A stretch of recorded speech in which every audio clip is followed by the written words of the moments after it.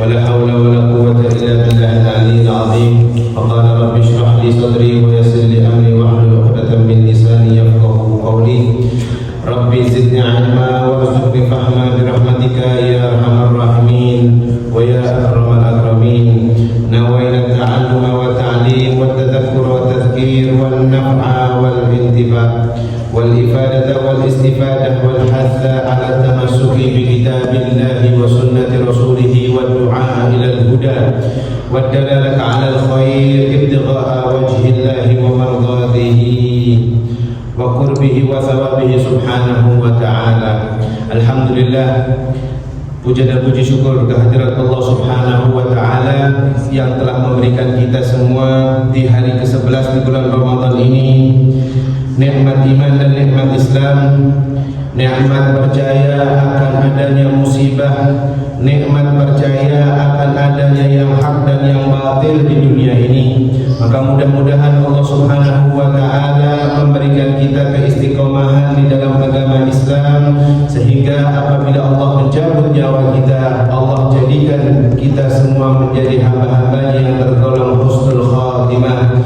Salawat serta salam semoga selalu tercurahkan kepada baginda besar Nabi kita Muhammad sallallahu alaihi wasallam, yang karena beliaulah kita bisa mengerti mana yang hak dan mana yang batil, mana yang baik dan mana yang buruk, mana yang halal dan mana yang haram.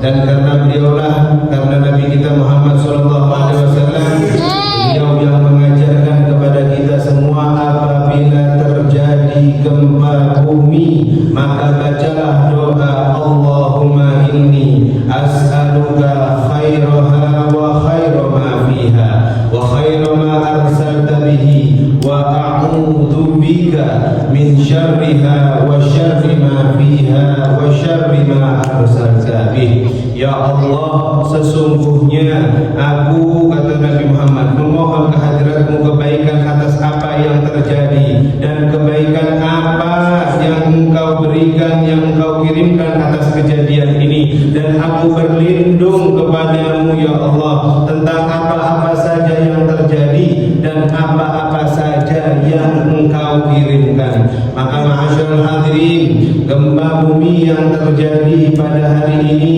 yang mana mungkin tadi siang sebelum Jumat kita sholat Jumat pada pukul 11 lebih sekian, atau baru saja setengah jam yang lalu kita merasakan agak lebih kencang lagi gempanya, maka sunnahnya kita mengucapkan bacaan doa yang diajarkan oleh Nabi kita Muhammad SAW tersebut.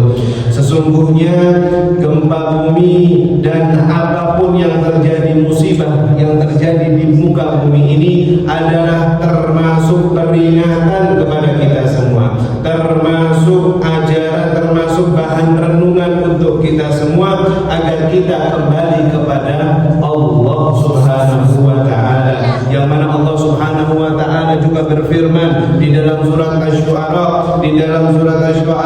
ayat 30. Allah Subhanahu wa Ta'ala berfirman, wa ma asabakum min musibatin fabima kasabat aydikum wa ya'fu an katsir. Dan apa saja musibah yang menimpa kalian, yang menimpa kamu di bumi ini, maka disebabkan karena perbuatan tanganmu sendiri. Karena perbuatanmu sendiri, maka Allah lah yang memaafkan sebagian besar kesalahan-kesalahanmu. Maka ma'asyiral hadirin, ini adalah suatu peringatan, suatu teguran dari Allah Subhanahu wa Ta'ala akan adanya musibah gempa bumi ataupun banjir bandang ataupun angin puting beliung dan lain sebagainya. Mengapa Allah berikan seperti itu? Supaya Allah menyelamatkan hamba-hambanya, supaya Allah memberikan sentilan kepada hamba-hambanya agar kembali lagi ke jalan yang benar. Karena insya Allah hal ini berkaitan dengan surat Al-Kahfi, pembahasan kita sore hari ini, yaitu ayat 51 sampai 55. Maka di dalam hadis Nabi Muhammad SAW, Rasulullah SAW mengatakan di dalam hadisnya, atau mungkin bisa dikatakan ini ucapan dari Sayyidina Ali, ya, bukan hadis, Sayyidina Ali bin Abi Thalib. Sayyidina Ali mengatakan, "Ma nuzila bala'un illa bidambin wa la rufi'a tidaklah turun sebuah musibah di bumi ini kecuali karena dosa manusia, dan tidaklah diangkat musibah ke atas langit kecuali dengan taubat. Sudah sering kami bahas tentang masalah taubat, maka mudah-mudahan di Ramadan tahun ini Allah menetapkan kepada kita semua taubatan nasuha, taubat yang benar-benar, taubat yang benar-benar tidak kembali ke jalan yang salah, taubat benar-benar ingin sholat 5 waktu, taubat benar-benar ingin puasa 1 bulan penuh, taubat benar-benar ingin menutup aurat-aurat istri anak-anak kita di rumah supaya mereka bisa terselamatkan dan kita pun terselamatkan. Bukan mereka saja wanita-wanita yang menutup auratnya selamat, tapi ahli baitnya, ayahnya, suaminya, orang tuanya semua selamat karena mereka menutup auratnya. Maka mudah-mudahan dengan teguran-teguran yang Allah berikan pada hari ini menjadikan kita semua hamba-hamba Allah yang taubatan nasuha, hamba-hamba yang memang dicintai oleh Allah. Dan semoga gempa bumi yang kita rasakan tadi sore sebelum kita masuk ke masjid ini adalah gempa yang terakhir, dan semoga Allah berikan kesabaran kepada saudara-saudara kita yang merasakan gempa di Tuban dan gempa-gempa lain di tempat lain. Apabila ada korban yang musibah meninggal dunia, maka mudah-mudahan Allah beri ampunan, Allah jadikan mereka meninggal husnul khatimah, Allah ampuni dosa-dosanya. Apabila dalam musibah ini ada orang-orang yang sakit, bahkan ada yang mengalami kerugian moral atau kerugian mal, kerugian harta, mudah-mudahan Allah Subhanahu wa taala ganti dengan sebaik-baiknya. Amin, Allahumma amin. Hadirin jamaah Masjid Al-Khair, pada sore hari ini kita akan membahas surat Al-Kahfi ayat 51. Allah Subhanahu wa taala berfirman, A'udzu billahi minasyaitonir rajim. Wa yauma yaqulu nadu syuraka'i alladziina za'amtum fad'auhum falam yastajibu lahum wa ja'alna bainahum mawbiqa. Ya. Ayat 51, ma asyhadtuhum khalqas samawati wal ardi wa la khalqa anfusihim wa ma kuntum muttakhidal mudillina abuda. Terus ayat 52-nya wa yauma yaquluna, kita lanjutkan nanti. Di ayat 51 ini Allah Subhanahu wa taala mengatakan yang artinya, aku tidak menghadirkan mereka, yaitu iblis dan setan. Yang mana iblis dan setan tidak Allah ajak ketika Allah menciptakan langit dan bumi. Ya, di sini dipertegas bahwasannya iblis dan syaitan dan cucu-cucunya tidak dijadikan saksi oleh Allah tentang penciptaan langit dan bumi. Dan mereka tidak pula, ya, khalaqas samawati wal ardh wa la khalqa anfusihim, ataupun dan mereka juga tidak menjadi saksi atas penciptaan diri mereka sendiri. Jadi sangatlah tidak masuk akal Allah tidak memperlihatkan ke penciptaan muka bumi ini. Allah tidak memperlihatkan kepada setan dan iblis ini tentang penciptaan yang luar biasa ini, ya, kepada mereka, yaitu iblis dan syaitan. Tapi kenapa kok masih ada orang-orang yang masih menyembah iblis dan setan? Maka di sini di surat Al-Kahfi ayat 51 ini Allah mengatakan, hei para penyembah setan dan iblis, sesungguhnya Allah menciptakan mereka ini tidak ada ikut menciptakan muka bumi ini, tidak ada ikut campur tangannya mereka, iblis dan setan. Kenapa engkau sembah? Ya. Lalu muttakhidal mudillina aduda, menjadikan setan itu aduda sebagai penolong. Kenapa masih engkau sembah? Perlu kita ketahui di 2024 ini ya masih banyak mereka penyembah syaitan. Bahkan bukan hanya penyembah setan, dengan gampangnya anak-anak muda zaman sekarang mengatakan aku ateis, aku tidak punya agama. Dengan mudahnya dia tidak percaya adanya Allah, dan dia juga tidak percaya adanya agama-agama lain. Dan ini viral sebelum Ramadan, aku ateis. Ingat, ada cerita bahwa di Al-Quranul Karim, ya, setelah cerita tentang Fir'aun yang kemana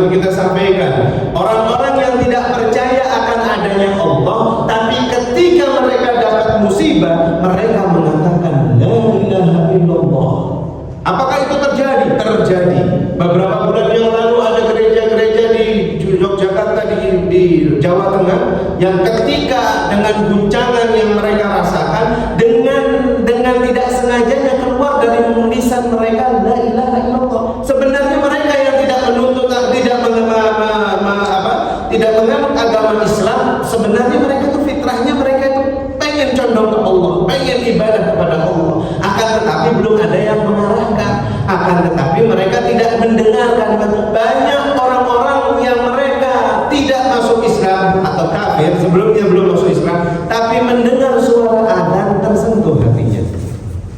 Karena suara iqamat, karena suara orang mukmin, orang muslim setiap 5 waktu wudu, bersih mukanya, bersih tangannya, masuk ke masjid, akhirnya banyak yang masuk Islam.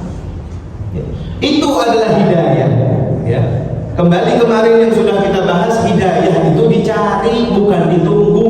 Seperti halnya kita mencari rezeki, kita juga wajib mencari hidayah. Makanya di mazhab Imam Syafi'i, setiap sholat subuh, Allahumma hdini fi man hadai. Kita yang sholatnya 5 waktu saja selalu disuruh minta sama Allah hidayah. Bagaimana mereka yang sedang ghafil, mereka sedang dengan maksiatnya, dengan nikmat dosa-dosanya, yang sedang istiqomah sholat saja, setiap sholat subuh disuruh disunnahkan di mazhab Syafi'i mengatakan Allahumma hdini, kalau berjamaah Allahumma hdina fi man hadai. Ya Allah, ya memberi hidayah, berikanlah hidayah kepada kami. Wa'afina fi man afai, ya Allah memberi kesehatan, berilah kesehatan kepada kami, dan seterusnya.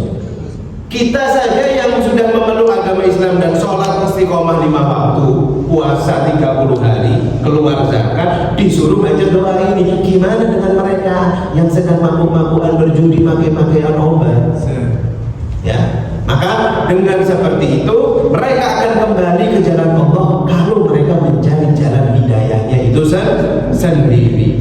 Lalu kemudian di ayat selanjutnya, ya, disebutkan di tafsir ini, di ayat 51 ini, bahwasanya teguran Allah kepada orang-orang yang menyembah syaitan, iblis dan anak cucunya, sesungguhnya mereka tidak bisa memberikan pertolongan sedikit pun.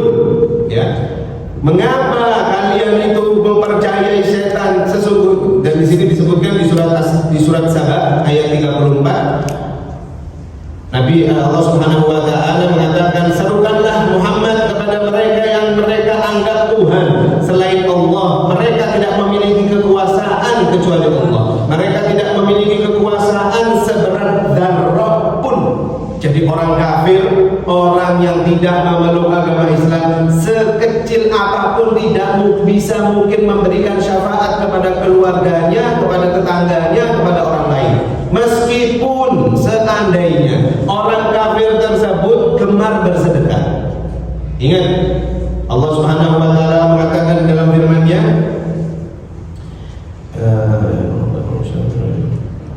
sesungguhnya kata Allah Subhanahu wa taala, innad dina 'indallahil Islam. Sesungguhnya agama yang ada di sisiku hanyalah agama Islam. Cukup. Jadi ada orang-orang kafir yang sedekahnya miliaran. Contoh, Cristiano Ronaldo nyumbang Palestina berapa ratus miliar. Berapa orang yang nyumbang ratusan miliar, ratusan juta, puluhan miliar. Tapi kira-kira, mohon maaf, tanpa merendahkan sodakohnya, diterima tidak oleh Allah? Sodakohnya bagus. Kita umat Islam kalah sama mereka yang orang nonis ya sekarang ini, non Islam yang bahasa firmannya. Kita orang Islam masih kalah dengan mereka tentang tanggang rasa dan saling tolong menolongnya. Tapi apakah diterima oleh Allah? Menurut para ulama, seluruh umat selain yang mereka tidak memeluk agama Islam, satu biji dzarrah pun tidak mungkin Allah terima pahalanya. Tapi kalau mereka mengucapkan asyhadu an la ilaha illallah wa asyhadu anna Muhammadar Rasulullah, meskipun sedekahnya tidak seberapa, lebih baik daripada mereka yang sedekah ratusan miliar tapi agamanya bukan Islam. Dalilnya apa? Tadi, inna dina 'indallahil Islam. Sesungguhnya agama yang ada di sisiku hanyalah agama Islam. Ya. Lalu kemudian di ayat selanjutnya Wa yawma yaqulu nadu syuraka'i alladhina za'amtum fada'uhum falam yastajibu lahum wa ja'alna bainahum mawbiqa. Wa yawma yaqulu, dan ingatlah pada hari Allah berfirman, nadu syuraka'i, panggillah orang oleh kalian para sekutu-sekutu yang kalian pengini, yang kalian sembah di dunia itu. Ingat-ingat ketika tanggal berapa kemarin yang tanggal merah itu di Bali kan semua tidak boleh ada aktivitas ya. Tidak boleh, bahkan nyepi itu sama sekali umat Islam pun nggak boleh keluar ke warung pun kena sama siapa? Apa itu polisi yang bagian orang Buddha itu? Pacelan ya, ketangkep, jadi nggak boleh keluar. Padahal agama yang paling toleransi ini adalah agama Islam ya. Agama yang paling agama yang paling luar biasa adalah agama Islam. Mudah-mudahan Allah istiqomahkan kita dalam agama kita Islam dan mencabut nyawa kita dalam keadaan husnul khatimah dengan memegang agama Islam ya. Wa yawma yaquluna bisyuraka'i alladzina za'amtum, dan pada hari Allah berfirman, panggillah oleh kalian, kata Allah, selama ini kalian tidak menyembah aku, sing kau sembah ini, yang kalian sembah, panggil, mintalah kepada mereka syafaat di hari ini, kata Allah. Alladzina za'amtum, yang kalian anggap Tuhan, fada'auhum falam yastajibu lahum wa ja'alna bainahum mawbiqa. Kalian anggap Tuhan lalu memanggilnya, tetapi mereka yang kalian sembah itu tidak bisa apa-apa ya. Wa ja'alna, dan kami adakan antara mereka itu berhala-berhala supaya mereka bisa menolong orang-orang yang menyembahnya, mawbiqa, ke tempat kebinasaan, dan akhirnya ujung-ujungnya mereka semua yang menyembah dan yang disembah masuk ke dalam api neraka. Ketika Nabi Muhammad SAW masih berada di kota Mekah sebelum hijrah ke Madinah ya, para kafir Quraisy sangat pakai logika kan, tidak pakai iman. Makanya kalau pakai logika itu apabila beribadah, mana Tuhan? Kalau orang kafir Quraisy mengatakan Tuhannya ini depan. Jadi dulu di Ka'bah, sekitar Ka'bah itu banyak patung-patung yang bervariasi. Patungnya bukan tercipta dari tanah liat saja. Ada patung yang diciptakan oleh orang-orang kafir itu dari roti-rotian. Jadi roti seluruh sampai tinggi, dekatnya Ka'bah ya. Ada yang patung mereka ciptakan dari kurma ditumpuk, kurma dengan kualitas bagus ditumpuk, jadi berbentuk patung. Ada patung dengan tanah liat tapi seperti sumbangan, jadi yang mau nyembah harus naruh uang dulu supaya cepat diijabahkan doanya, dan lain sebagainya, masih banyak. Akan tetapi bodohnya mereka kafir Quraisy itu, kalau lapar, tidak punya uang, tidak punya kerjaan, kembalinya apa? Makan Tuhannya sendiri. Subuh bengi-bengi, malam-malam ambil kurma-kurma. Jadi pagi harinya pemuka Quraisy kadang-kadang makan loh. Siapa yang makan Tuhan? Jadi Tuhannya dimakan sendiri. Berarti ini kan tidak lucu, tidak masuk akal sebenarnya. Dulu ketika Nabi Muhammad diutus untuk menyembah Allah, mereka pakai logika. Allah di mana Muhammad? Tunjukkan kepada kami sebagaimana kami menunjukkan kepadamu, ini Tuhan kami. Tuhan kami bisa kami lihat. Sedangkan engkau ngomong Allah di atas. Mana? Nah, akhirnya tidak bisa. Seperti halnya tadi sudah kami singgung, yaitu hidayah. Ya, hidayah apabila memang belum datang, akan tetapi banyak dari para sahabat Nabi Muhammad SAW dan khususnya Sayyidina Abu Bakar Siddiq radhiyallahu anhu, beliau adalah orang yang pertama kali mempercayai Rasulullah SAW. Ketika Isra dan Mi'raj, seluruh kafir Quraisy menjelek-jelekkan Nabi Muhammad, membuat Nabi Muhammad malu sekota Mekah, bukan sekampung. Kalau kita dipermalukan satu kampung atau satu keluarga, masih sebulan 2 bulan insya Allah lupa. Tapi ini satu kota Mekah, Nabi Muhammad dipermalukan sejadi-jadinya oleh kaum kafir Quraisy. Akan tetapi lihatlah sahabat Nabi Muhammad, yaitu Sayyidina Abu Bakar As-Siddiq. Beliau mendapatkan gelar As-Siddiq karena beliau mempercayai apa yang diucapkan oleh Nabi Muhammad. Allah berarti ada, ya sudah ada. Ya, seperti halnya kita umat Nabi Muhammad, kita mungkin tidak pernah melihat wajah beliau, tapi dengan keimanan kita, kepercayaan kita, hidayah kita yang kita dapatkan selama kita percaya Allah itu ada. Maka kemudian di ayat 53 Allah mengatakan wara'al mujrimuna an-nar fa dhannu annahum waqi'uha wa lam yajidu anha masrifa. Wara'al mujrimuna, dan orang-orang yang berdosa itu melihat neraka. Nah, nanti di hari kiamat ya.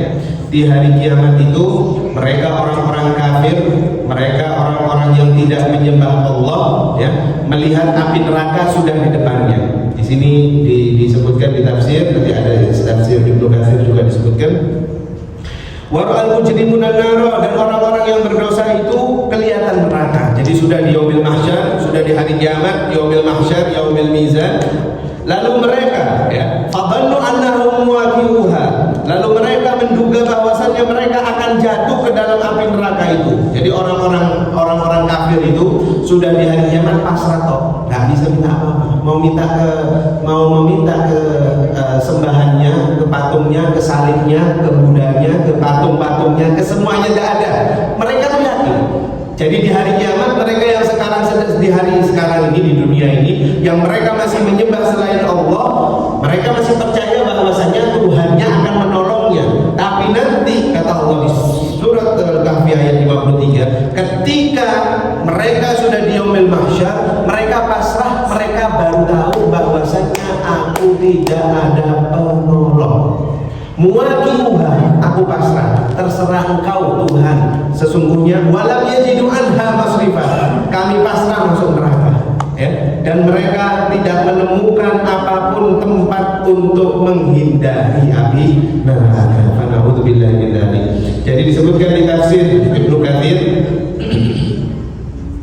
orang-orang kafir itu mereka merasa yakin dan pasti bahwa diri mereka pasti dimasukkan, dijatuhkan ke dalam api neraka. Ya, yang dimaksudkan di sini mereka ini susah, sedih, bingung. Ya, karena sesungguhnya rasa takut sebelum menerima azab itu mereka sudah menerima siksaan, tapi ada siksaan lagi yang amat pedih.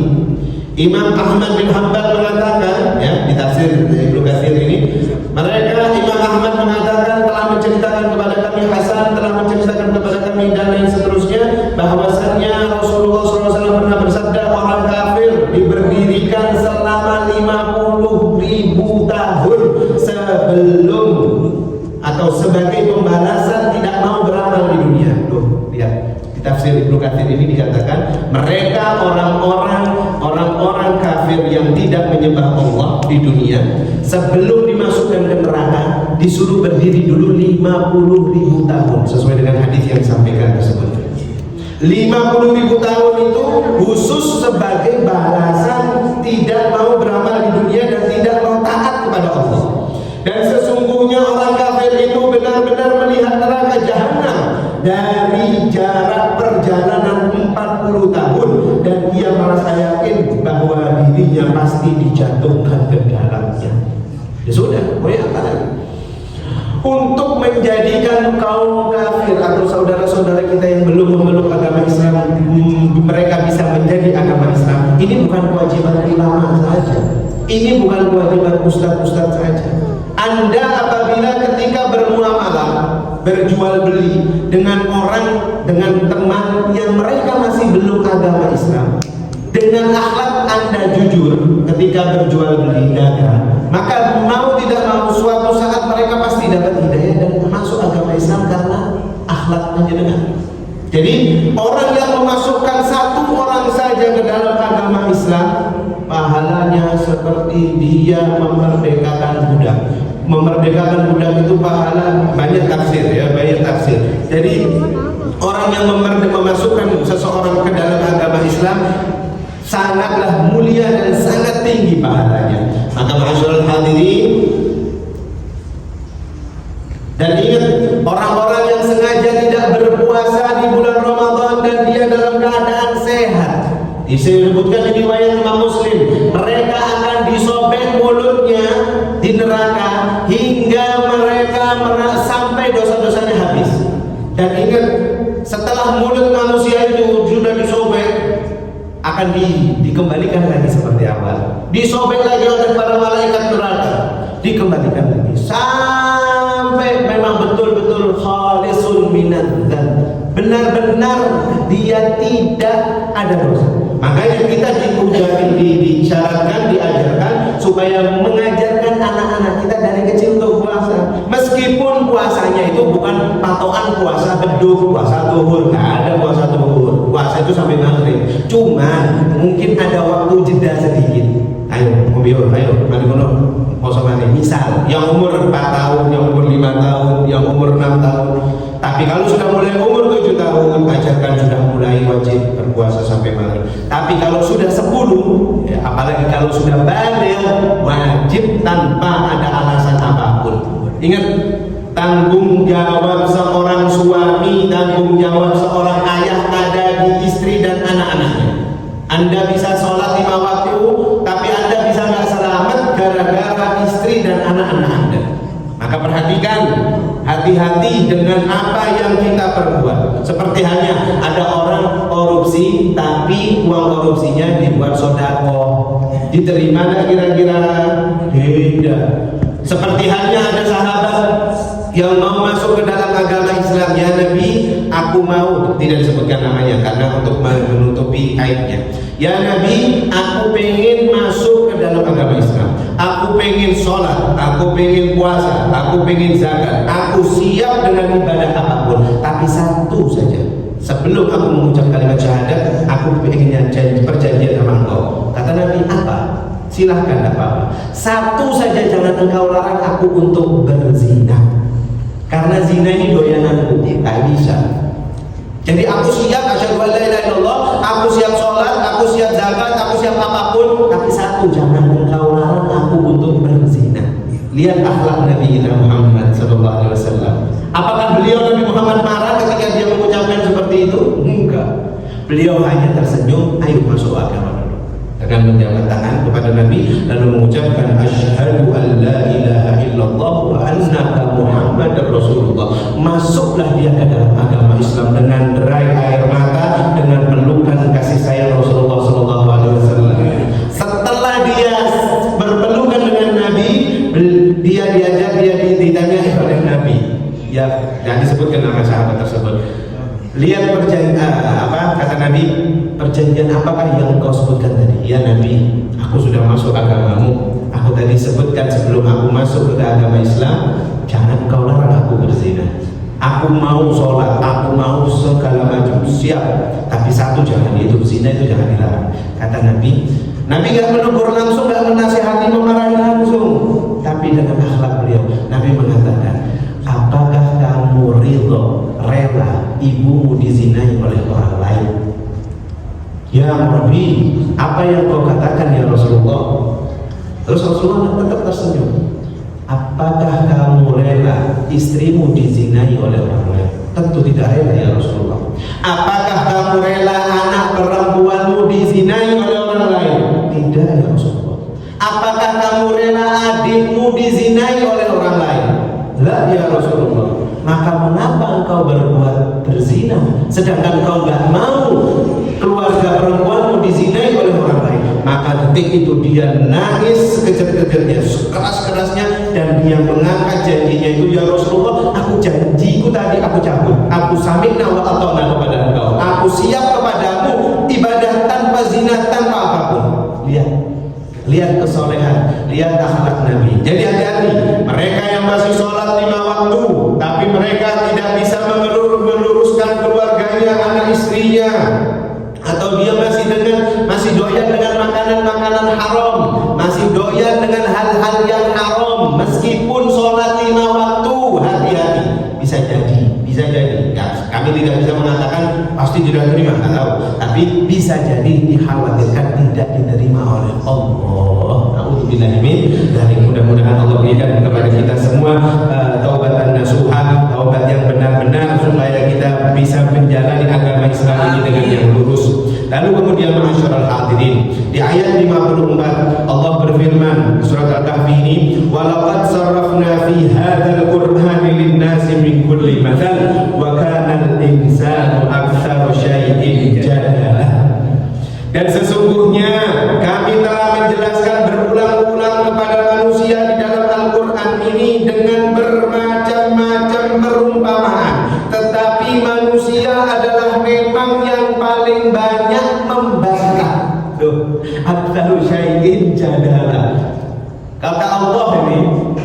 manusia, menungso ini paling akeh batane. Jadi yang ngomong ini bukan ustadznya, bukan kiainya, yang ngomong Allah langsung. Aktsaru syai'in jadala. Apa sholat 5 waktu? Apa jam sangi ini wis ada. Lah apa? Ini bukan, enggak usah heran dengan tipe orang-orang yang suka ngomong apa yang istilahnya lambenya sudah los ngomong itu sudah nggak ada remnya, sudah sakar PDB nggak ngurus sakit hati siapapun, sudah nggak ngurus. Kenapa ini itu? Allah sudah mengatakan bahwasanya wa kanal insanu aktsaru syai'in jadala. Manusia itu memang yang paling banyak membantah. Jadi di sini para ulama pun mengatakan memang manusia itu sudah paling banyak membantah. Kalau manusia nggak banyak membantah, apabila sudah masuk bulan Ramadan, pasti dia semuanya puasa. Yang merasa agama Islam pasti puasa. Nggak usah pakai lah Pak Dini kerja, ini nggak kerja ya kayak itu duwe. Dan mosok poso, kan seperti itu. Jadi kita percuma menegur orang-orang yang memang sudah dari dasarnya sudah nggak bisa dinasehati. Allah sudah mengatakan aktsaru syai'in jadala. Manusia itu sudah kami berikan perumpamaan banyak di Al-Quran, tapi manusia banyak yang suka bantah. Jadi disebutkan di para ahli tafsir, ayat ini menjelaskan berbagai macam perumpamaan yang dikemukakan Allah di dalam Al-Quran, baik perbandingan terhadap sesuatu atau berbentuk kisah. Kemarin sudah kita sebutkan kisah tentang Fir'aun, ya kan? Ya, terus kemudian kisah tentang Yahuza, ya, seorang saudara yang muslim, Yahudi yang muslim, ya, dengan saudaranya yang kafir, ya, di pertemuan yang lalu. Hal ini dimaksudkan sebagai cerminan, ya, perbandingan manusia, sebab manusia itu sering pakai akal pikiran tok, dia tidak pakai keimanan. Manusia adalah makhluk yang paling suka membantah menurut para ahli tafsir. Artinya ketika Allah menyadarkan akal pikirannya, menyadarkan budi luhurnya dan berbagai macam perumpamaan, mereka pun mencari-cari dalil dulu untuk mengingkari, tidak mau mematuhi. Ya. Opo gempa, opo banjir. Kenapa bisa gempa? Kenapa bisa banjir? Kenapa ini? Kenapa itu? Jadi di awal sudah kita jelaskan. Ya, di surat Al-Asra, di surat ayat 30, di surat Al-A'raf ayat 30. Sesungguhnya musibah yang terjadi di muka bumi ini karena aidin nas, perbuatan dosa manusia. Nah, kemudian para ahli tafsir mengatakan di sini, khususnya di sini tafsir, bukan tafsir di tafsir Ibnu Katsir, ya. Hal ini disebabkan oleh pengaruh hawa nafsu. Nah, orang-orang yang mereka suka sering ngomong kenapa, suka debat, jadala, di sini bisa diartikan debat, ya. Para ahli tafsir bahasa jadala itu bisa artinya debat, tapi kalau menurut terjemahan Al-Quran, jadala ini adalah bantahan, suka bantah, ya. Hal itu disebabkan, ya, orang manusia, kalau ada manusia yang dari kecil kita ngajari anak kita suka bantah, otomatis kalau saat dari kecil bantahan, pasti sampai besar suka bantah. Dan banyak manusia yang wataknya suka bantah. Mengapa? Mereka orang-orang yang sudah dikasih tahu masih suka bantah. Para ahli tafsir mengatakan hal itu disebabkan dipengaruhi oleh pengaruh hawa nafsu, sombong dan tipu daya syaitan dan iblis. Dalam sebuah hadis diriwayatkan bahwa Rasulullah SAW datang kepada Sayyidina Ali dan Fatimah Zahra pada suatu malam. Lalu kemudian Rasulullah SAW mengatakan kepada Sayyidina Ali dan Sayyidatina Fatimah, apakah kamu berdua sudah sholat? Ya. Maka Sayyidina Ali menjawab, ya Rasulullah, diri kami ini sesungguhnya ada di tangan Allah. Kalau dia mau membangkitkan kami, tentu dia sanggup membangkitkan kami. Tuh, Sayyidina Ali sama Siti Fatimah ini pernah ngasih jawaban ke Rasulullah tidak tegas. Jadi ngasihnya itu jawaban yang bertele-tele. Kemudian marahnya Rasulullah dengan jawaban Sayyidina Ali, Rasulullah langsung meninggalkan Sayyidina Ali dan Siti Fatimah. Ya. Kemudian Sayyidina Ali sadar, berarti ojo-ojo omonganku ini salah. Maka kemudian beliau berpaling dari Ali dan Fatimah dan mengucapkan beliau tidak mau ada jawaban yang seperti itu. Maksudnya apa? Kalau ditanya apakah kalian sudah sholat, jawabannya sudah atau belum, sudah, itu aja. Gak usah pakai masih baru pulang, celana najis, monggo sholat jenazah, cek dorong wudu, celana najis. Kan sering seperti itu terjadi, ya kan? Ketika itu Sayyidina Ali dan Sayyidah Fatimah ditanya oleh Rasulullah, apakah kalian sudah sholat? Tapi jawabannya tidak langsung, sudah enggak. Jawabannya, ya Rasulullah, Allah maha membangkitkan, Allah maha memberi, Allah maha membangkitkan kita. Maka kalau waktunya sholat pasti Allah akan bangkitkan. Seperti itu. Maka seperti sini hadis ini, ya, hadis ini diriwayatkan oleh Imam Bukhari, ya, yang mana disampaikan oleh Ali bin Abi Thalib. Tetapi manusia itu adalah makhluk yang paling banyak membantah. Jadi Rasulullah pun pernah mengatakan kepada anak dan mantunya itu, manusia itu suka bantah. Padahal Sayyidina Ali bukan bantah. Sayyidina Ali cuma memberikan jawaban yang sedikit halus. Tapi Rasulullah SAW menganggap jawaban seperti itu adalah jawaban yang bantah. Ya. Maka apabila kita menanyakan kepada anak-anak kita, apakah kalian sudah sholat? Jawabannya sudah atau belum. Sudah, nggak usah pakai alasan baru pulang sekolah, baru ini, belum saling, belum mandi, belum, jangan. Itu sudah bantahan. Seperti halnya tadi di hadis yang diriwayatkan oleh Imam Bukhari, bahwasanya ketika Rasulullah menanyakan apakah sudah sholat, terus jawabannya Sayyidina Ali dan Sayyidah Fatimah itu jawabannya itu agak berdeli-deli. Maka Rasul tidak suka, Rasulullah SAW mengatakan manusia itu suka membantah. Ya, maka jawabannya ya harus tegas dan lugas.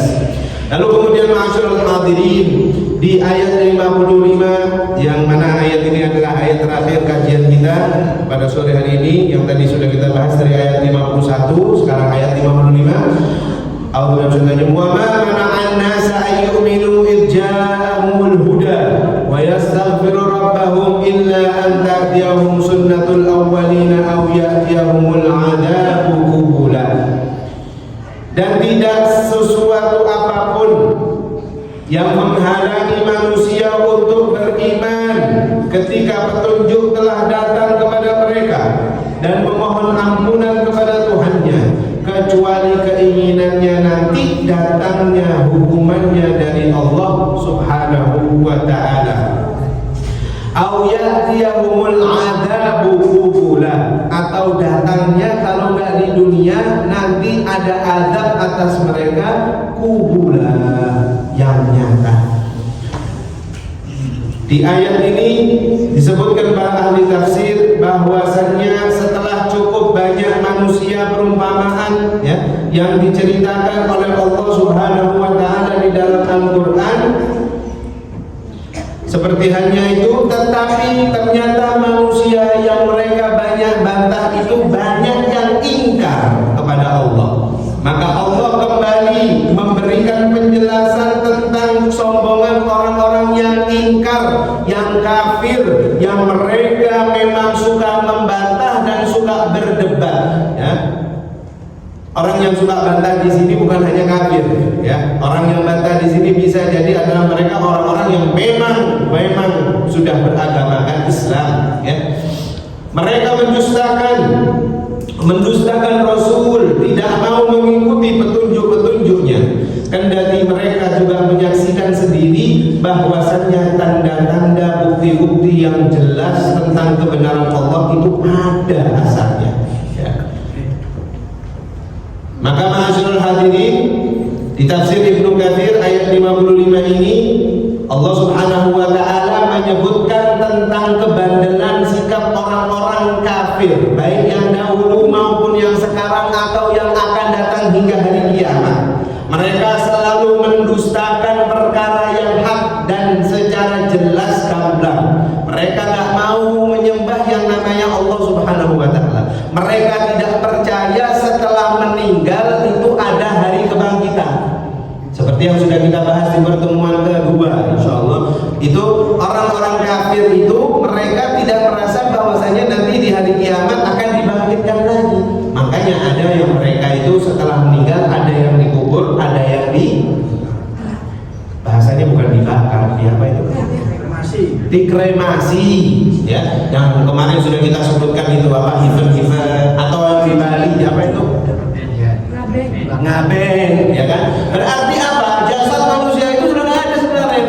Jasad manusia itu karena mereka orang-orang yang belum memeluk agama Islam, mereka berpikiran nggak percaya akan adanya hari kiamat dan tidak percaya adanya hari kebangkitan. Itu sudah Allah sebutkan. Jadi buat apa lo nggak percaya? Bisa apa? Omongan dirimu. Bahkan di mana ini? Di Ternate, di mana? Sulawesi itu, yang bahkan jasad kakek buyutnya itu nggak dikubur, di Toraja, yang ditaruh kemudian dirawat, dijadikan seperti mumi Fir'aun, ya kan? Ya kan, dibalsem setiap tahunnya, diganti pakaiannya dengan pakaian-pakaian, lihat macam-macam. Kalau kita orang yang beriman melihat orang-orang seperti itu, kira-kira lucu atau tidak? Lucu. Berarti mereka aneh, tidak memakai akal sehatnya. Berarti alhamdulillah ala ni'matil iman wal Islam. Segala puji hanya milik Allah yang telah memberikan kita sampai detik ini nikmat iman dan Islam. Makanya ketika ada khutbah Jumat atau ada ceramah yang mengatakan alhamdulillah segala puji hanya milik Allah. Dan ini nih sekarang nikmat iman dan Islam kita bisa rasakan ketika kita melihat agama lain. Agama lain mereka tidak mempercayai Allah, mereka ketika mati dikremasi. Setelah itu abunya dibuang kemana?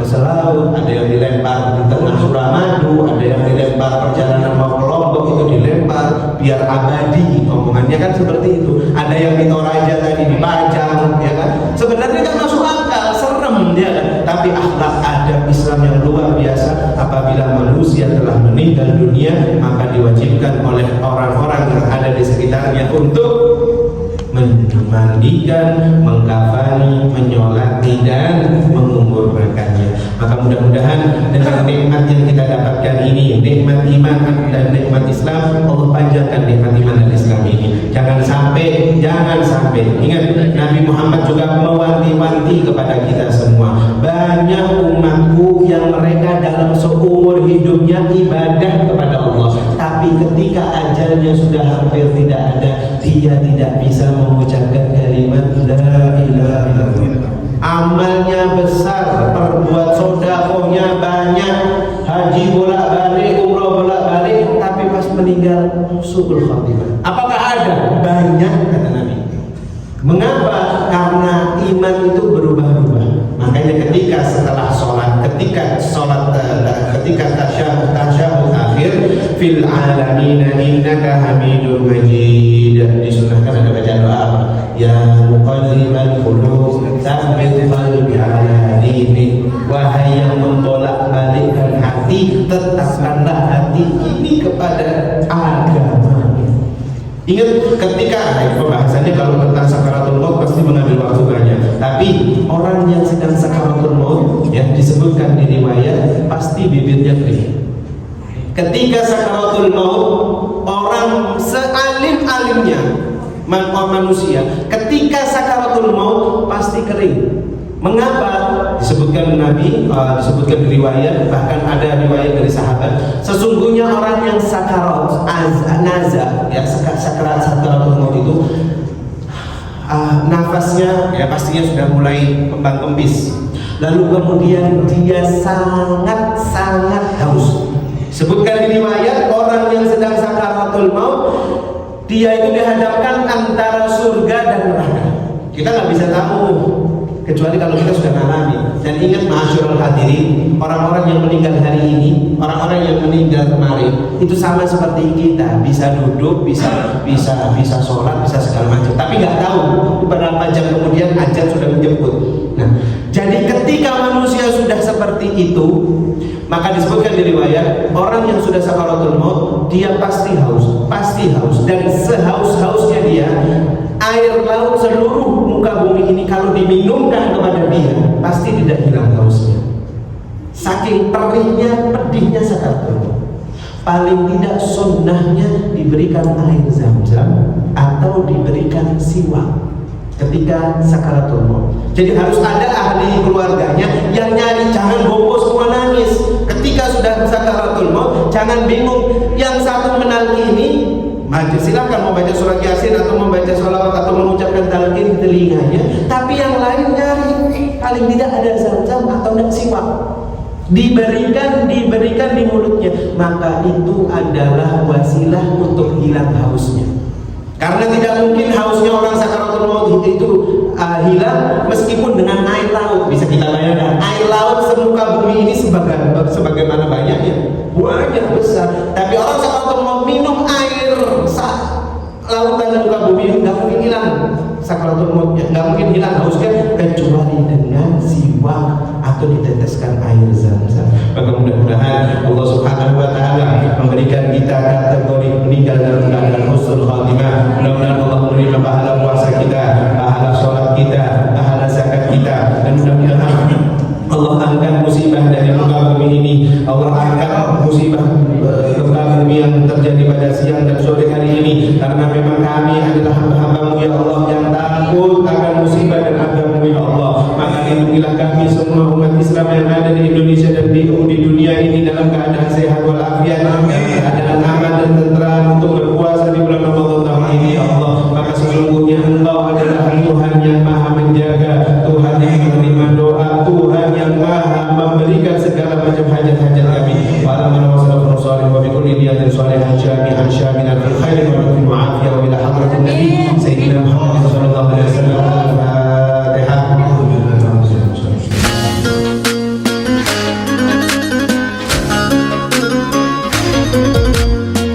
اليادي اليادي اليادي يما